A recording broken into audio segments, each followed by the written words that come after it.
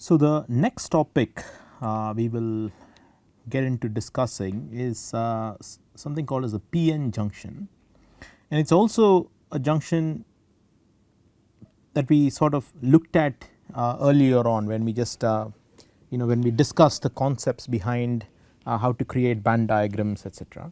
As I mentioned, the PN junction is actually a junction created between a P type semiconductor and an N type semiconductor. Now, if the semiconductor is the same, you will end up with these two materials having band diagrams of this kind. So, you have your conduction band edge, you have your valence band edge, and since it is a P type material, you have a Fermi level that is located slightly below the intrinsic Fermi level, and this depends upon the doping density. And in the case of an N type semiconductor, you have your valence band, your conduction band, and you have a Fermi level that is above the intrinsic Fermi level position. Now, since the semiconductor is the same, your electron affinity is also the same. So, if you were to create a junction between these two semiconductors, if you remember, if you recollect the idea behind drawing band bending diagrams, we need to understand how the electrons would flow. So, in this case, the Fermi level here for the N type semiconductor is higher than the Fermi level position for a P type semiconductor, and therefore which basically implies that the work function of the N type semiconductor is smaller than the work function of a P type semiconductor, and therefore the electrons will flow from the N side to the P side. And therefore, if you have to construct this junction, what we will see is that in the N type material near the junction is lost electrons, and therefore the conduction band edge moves away from the Fermi level, whereas the valence band edge moves towards the Fermi level, whereas on the P side the interface has gained electrons. So, you have added electrons to the P side, and therefore the conduction band edge moves towards the Fermi level while the valence band edge moves away from the Fermi level. Now, throughout this band bending diagram, your energy gap is more or less constant, your electron affinity is constant, and far away from the interface, that is very far from the junction, the semiconductor really does not notice any effect of the other type of semiconductor or the effect of the junction, and therefore you have your typical N type bulk material and your P type bulk material. So, this is the PN junction diagram, okay, the PN junction band bending diagram. So,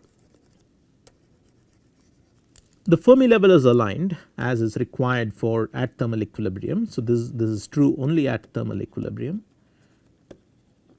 and you have this kind of a band bending diagram, and just as in the case of metal semiconductor junctions, we can define the electric field in this region. We can define something called as a built-in potential, that is effectively the potential difference between due to this band bending, okay. So, that is the built-in potential, and now we will try to use Poisson's equation to try and understand what the electric field is and what the built-in potential is, okay.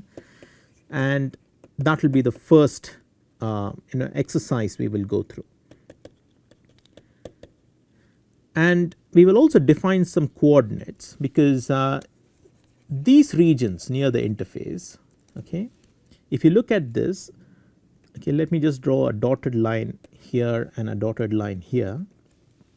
Now, if you think about this region, on the N side it has lost electrons, and it did not have many holes to begin with. So, in some sense this region is depleted of free carriers, and on the P side it has gained electrons which would have recombined with all the holes, because it had a lot of holes, but since these electrons have come in, the holes and the whole population is also scanty now, okay. And if you want, you could think of it as the holes having diffused to the N side, okay. And the electron population was not very large to begin with, because here the whole population was approximately Ni square by Nd, and there the electron population was Ni square by Na, and therefore those numbers are not very large to begin with, and therefore this region is also depleted. So everywhere you see a band bending, you could say that the region is devoid of free carriers. Now in reality it's not completely depleted, you do have free carrier concentration, and the electron and hole concentration can be identified by looking at the difference between the Fermi level and the conduction band edge, or the Fermi level and the valence band edge respectively. But if you assume it's depleted, it makes your your solution for the electrostatics a lot simpler, and we will start with that assumption. Okay, but in the metal semiconductor junction, when we already looked at a very general Poisson equation wherein we considered the electrons, we considered the whole population, we considered the dopant ions, and we did solve Poisson's equation. So you are already familiar with what to do if you have to consider everything. But for the case of for this analysis, we will just assume it's a depleted region. So if it's depleted, what is the charge concentration? On the n side, you have all the positively charged fixed donor ions. Okay, so these had donated electrons to the n type material, and those electrons have all diffused onto the p side, and therefore these are fixed donor ions. And on the p side, you have the negatively charged fixed acceptor ions. So these are the acceptor dopants that gave up that took in an electron and essentially gave up a hole, and those holes have now diffused to the n side, and therefore you have exposed acceptor ions. So this is the situation. You have a depleted region where you have a charge concentration here which is basically plus q Nd, where Nd is the number of dopants per unit volume, and the charge concentration in the p region is minus q Na, where Na is the number of acceptor ions per unit volume. So if we have to write Poisson's equation for the n and p side, what would it be? Poisson's equation tells you that dE by, so we are looking at only one dimensional cases here. So dE by dx, where this is the electric field, is equal to your charge concentration by epsilon s, where this is the permittivity of the semiconductor. So the charge for the n side, your Poisson's equation is going to be dEn by dx, the subscript n is to denote the n side, is equal to your charge concentration on the n side, which is q Nd by epsilon s. And for the p side, you have a Poisson equation which is dP by dx is equal to minus q Na by epsilon s. So this is these are the equations that we need to solve to understand the electrostatics. And what we will do is we will solve for the n and p side separately. Okay. So on the n side, you have your Poisson equation as this, which is quite straightforward because this is a constant. Okay, and it's a constant because we have not considered the n and p, the free carriers, and therefore the electric field is simply given by this term here. And you will already recognize that a boundary condition has been applied. Okay, and what was the boundary condition? Since on the n side, if you only look at the n side, we can draw the band bending diagram as this. Okay, so that's only the n side of it, and that's your Fermi level. And we say that at x equal to xdn, all the band bending has stopped and the bands have now become flat, and therefore at this edge the electric field is 0. Okay, and it's only within this region from say x equal to 0, which is being defined at the junction, to x equal to xdn, that you have any electric field. And if you say electric field is 0 at x equal to xdn, then you apply this boundary condition to this to the solution, and you end up with the electric field being this particular term here. And the potential, if you look at the potential, since the electric field is nothing but the derivative of the potential, is the negative of the derivative of the potential, you can now find the potential function as well, which is going to give you a quadratic relation of this kind. Then on the p side, you have your Poisson equation to be defined by this expression, where this is the charge concentration. Na is all negatively charged ions, and therefore you have a negative sign, and you apply the boundary condition. If you look at the p side, you have a band bending that looks like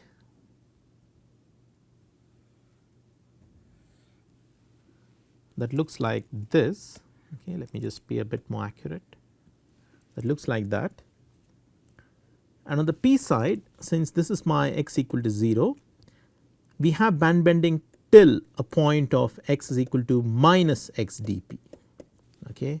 So, this side of the axis is all negative values of x, and that is all positive values of x, and you apply that boundary condition and you will end up with this solution to your electric field. And now you can go ahead and calculate the potential. So, the expression for the potential would be another quadratic which is telling you what is the potential on the p side. So,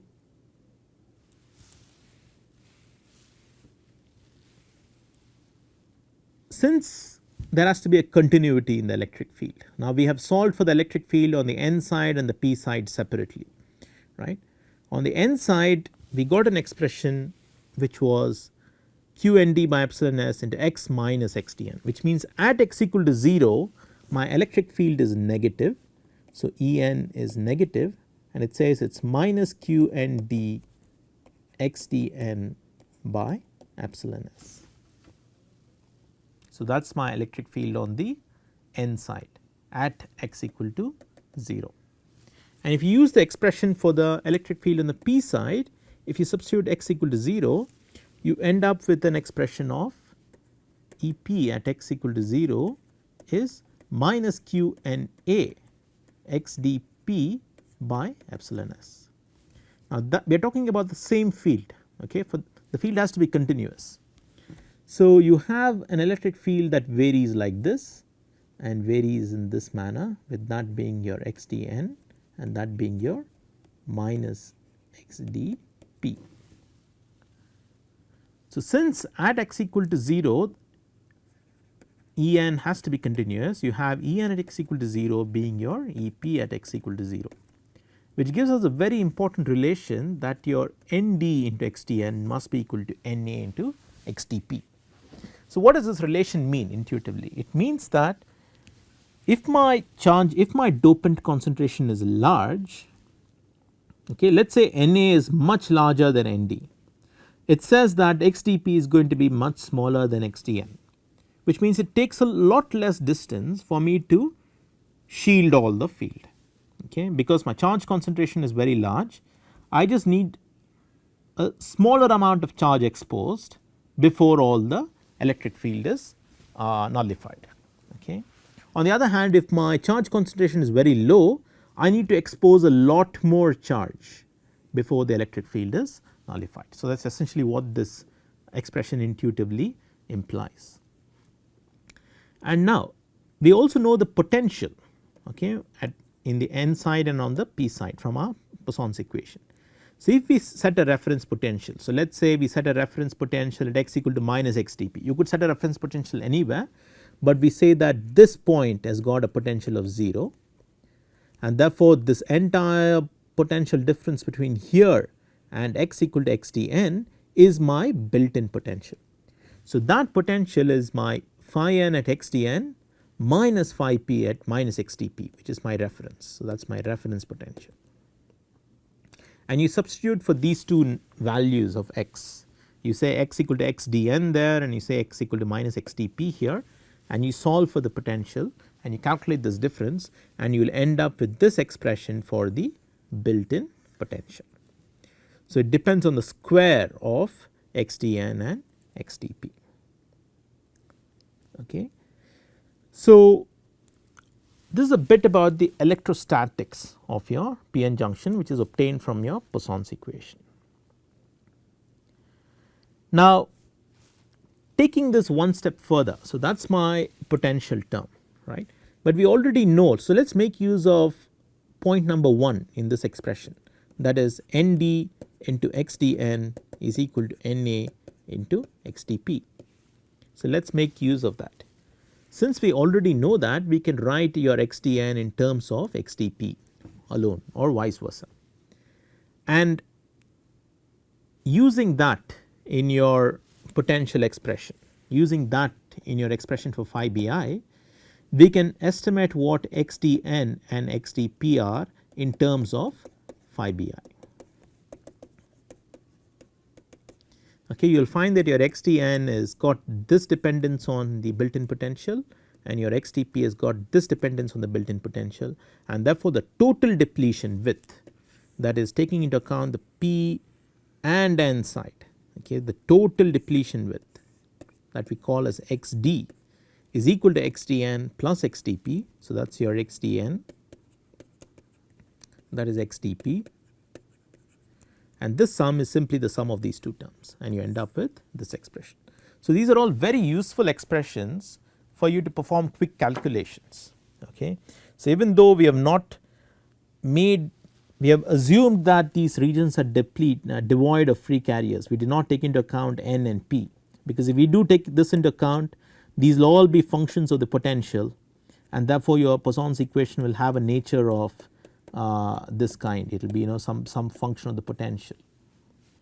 So just to summarize what we looked at in the electrostatics, do forgive me if this writing is too small.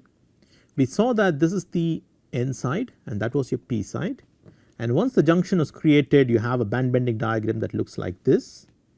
And if you look at the charge profile versus distance, you have all the exposed donor ions exposed there, and you have all the acceptor ions exposed here. And since our donor dopant concentration was constant, right, it was not varying with space, this is constant with space and that is constant with space. And the electric field profile looked like this. Okay, we saw that it had a relation of x minus xdn on the n side, and is proportional to x plus xdp on the p side, with x being a negative term. And if you looked at the built-in potential, we had set this as a reference of 0, and the built-in potential slowly increased as you went from the p to the n side. So this is a summary of the electrostatics of a p-n junction. So now let us look at the current voltage characteristics, and before we do that, we need to see what happens when we take the system out of equilibrium. So this is all at equilibrium. Okay, it is only at equilibrium the Fermi level aligns when you create a junction. So when we take it out of equilibrium, let us do so by applying a voltage. Okay, so we are going to now apply a voltage across the p-n junction, and the voltage is being applied in a manner where the plus is toward the p side is at a higher potential as compared to the n side. If the voltage on the p side, or as we have drawn this picture, if my VA is greater than 0, that is the voltage on the p side is greater than that on the n side, then the device is supposed to be in forward bias. And if the voltage is less than 0, then the device is said to be in reverse bias. And if the voltage is equal to 0, then you are at equilibrium. So everything we have discussed so far is all at equilibrium. There was no voltage applied, or in other words, VA was equal to 0. But now when you start applying a forward bias or a reverse bias, that you start taking VA to be non-zero, then your built-in potential changes a little. Okay, and we have already looked at it in the metal semiconductor junction. You see, these relations are quite familiar, are quite similar to your metal semiconductor junction relations, except for the fact that you have both an Na and Nd doping, etc. But you will see that all the other terms are quite familiar. Okay. So just like in that case, you can take an intuitive leap by noting that your built-in potential term will now at equilibrium, instead of using the equilibrium value, we replace that with phi bi minus Va, in order to calculate your new xdn and your new xdp and your new xd. So instead of just using phi bi, we replace that with phi bi minus Va, where Va is the applied voltage, in order to get your out of equilibrium values. So which means what? Which means that when my Va is positive, my xd decreases, both my depletion widths, the xdn and xdp decrease, and my total xd decreases. And in reverse bias, when my Va is negative, if Va is less than 0, then phi bi minus Va is going to be a larger number and my depletion widths would increase. Okay. So to give you an intuitive feel again, just to summarize what non-equilibrium does. So let us say, let me sort of draw this much more clearly. So let us say that was my equilibrium case, okay, that is the band bending in equilibrium. So that was the value of xdn. So let us say my x equal to 0 is somewhere here, and that is my x equal to minus xdp, and that was the built in potential right there. So this is all at equilibrium. Now when we shift it out of equilibrium, the band bending changes a little. So you firstly make the bands a little bit more shallower, okay, because the built in potential will now become phi bi minus Va. So in forward bias, the band bending will be a little shallower, and the depletion region is only going to be extending from here to here. It is not going to be as large as before, it is going to be much smaller. On the other hand, if it is reverse bias, the band bending will be a little bit more steeper, because my phi bi is increased, and it will also extend to a larger distance. Okay, so that is going to be the reverse bias case. That is going to be the equilibrium, that is going to be the forward bias case, and that is going to be the equilibrium case.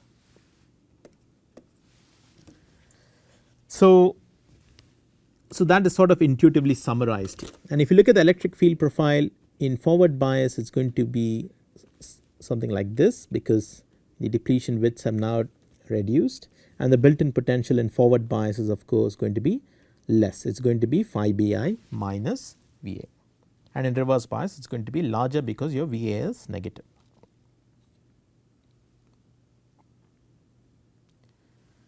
So now let us start heading towards understanding the current voltage characteristics.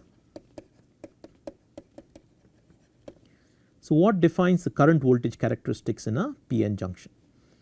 So at equilibrium, so let me just draw the equilibrium band bending diagram.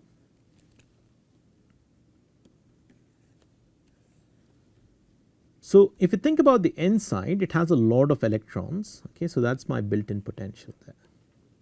It has a lot of electrons, and I'll just in a very poetic manner, let me just show you all these electrons as a big heap of electrons there, and it's got very few holes, okay, so these are all just holes, but a lot more electrons, and these are all sitting there. On the other hand, the P side has got a lot of holes. Okay, we need to mark these differently. So the electrons are all marked as solid objects, and the holes are all these hollow circles. It has got a lot of holes. On the P side has got a lot of holes and very few electrons.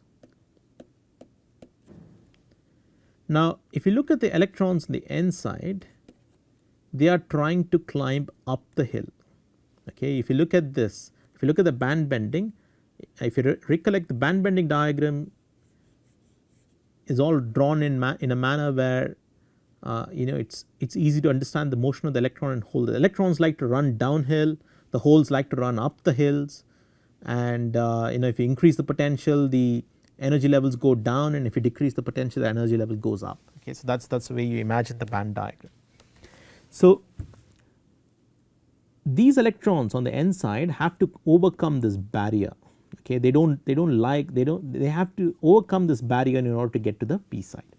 On the other hand, the electrons on the p side will just try to run down the hill towards the n side. So the electrons on the p side will try to drift down, whereas the electrons on the n side have to diffuse across, and they can do so only if there are a larger number of electrons sitting above this barrier.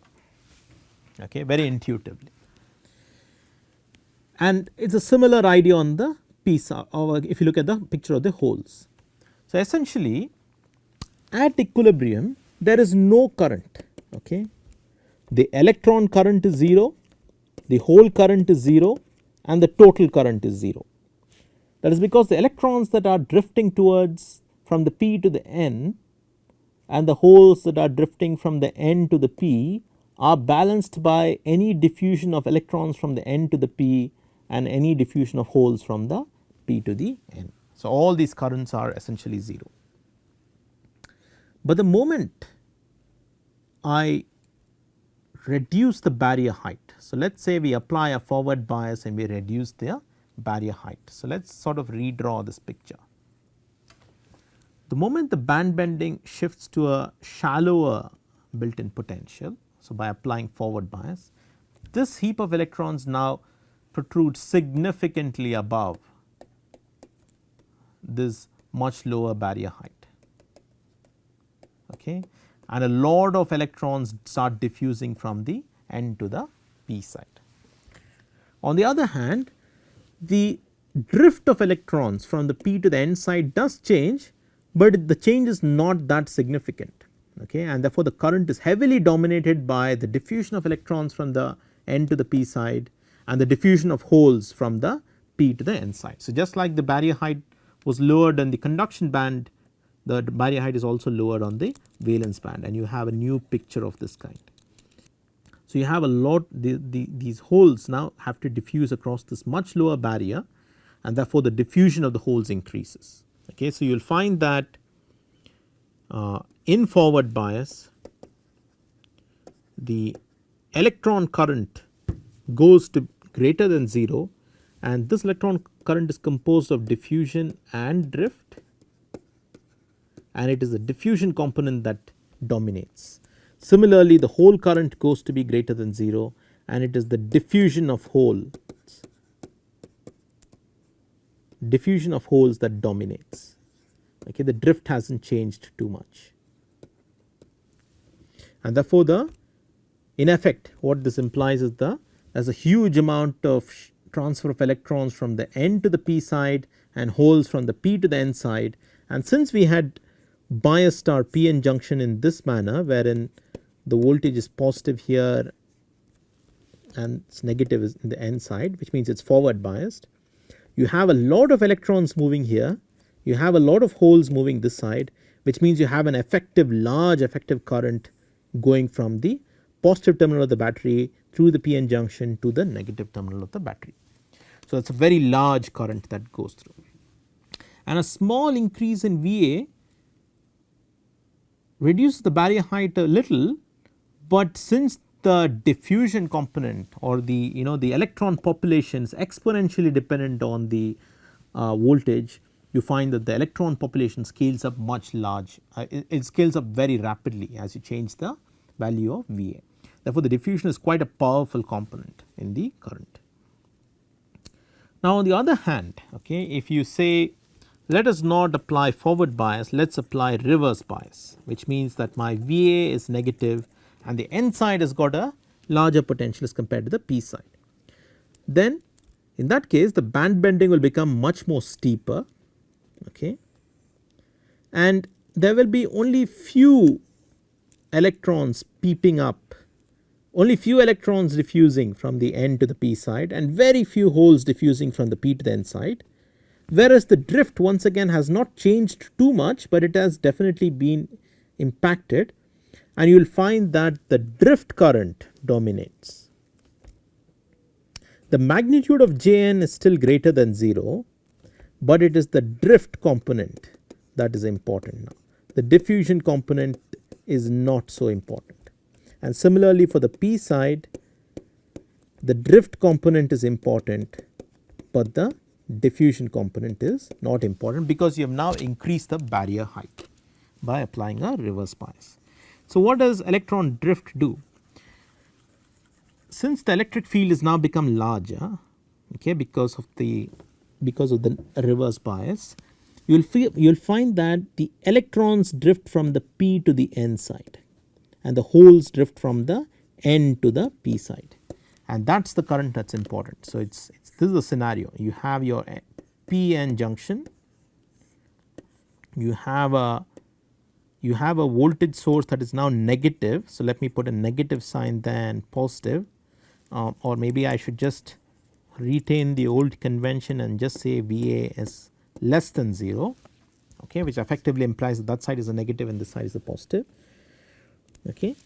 Or once again, let me just make it, just to make things very clear, let me apply a battery like that, okay. So that solves everything, and you find that the electrons drift from the p to the n side. So that is my current, and I have holes drifting from n to the p side, which means that you have a current flowing this way from the n to the p, okay, and that is my effective current in the p-n junction, and this current is not very large, it is not as prominent. So if I were to apply the same amount of forward and reverse bias, if I say that the magnitude of VA is same, and in one case I apply, let us say, just for the sake of example, let us say I apply plus 1 volt, and in the other case I apply minus 1 volt.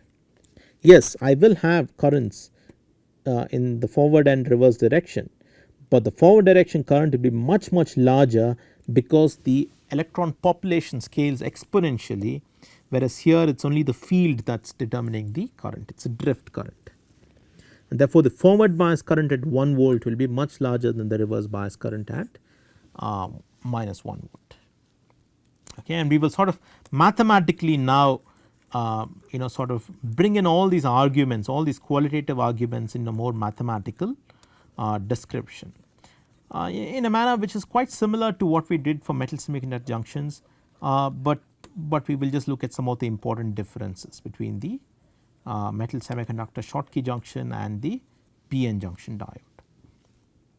Okay, so one point which is obvious from what I told you, but needs to be mentioned, is since the current in forward bias is going to be much larger than the current in reverse bias, you do have a rectifying nature for the p-n junction. So you will find that the current voltage characteristics for a p-n junction looks like this, wherein when my bias goes to be greater than 0, the current scales quite rapidly, it is an exponential dependence on the voltage, and when it is less than 0, it is still an exponential dependence on the voltage, but it is exponential of a negative term, okay. So it is going to be dependent on this term there and dependent on this term here, and we will see this come out in the